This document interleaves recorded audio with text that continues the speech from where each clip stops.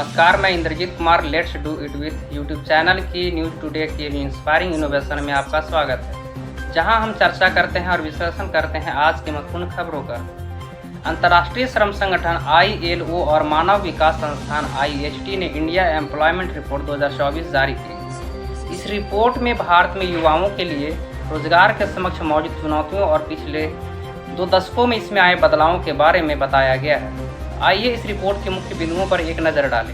रोजगार वृद्धि 2019 तक ठहराव की स्थिति में थी और फिर इसके बाद इसमें बढ़ोतरी देखी गई। हालांकि इसमें अनौपचारिक क्षेत्र के खराब गुणवत्ता वाले रोजगार का प्रभुत्व देखा गया है।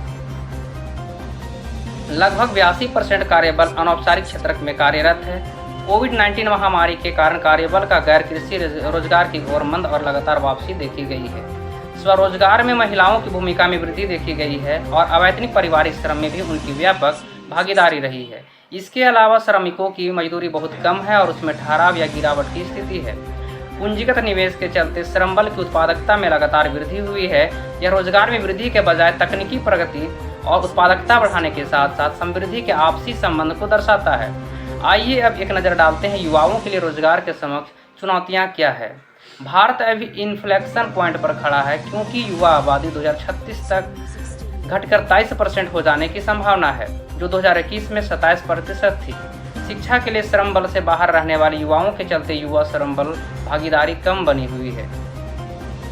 इसके अलावा यदि युवाओं की शिक्षा में वृद्धि होती है तो भी उनके लिए किसी भी प्रकार के रोजगार की संभावना कम है।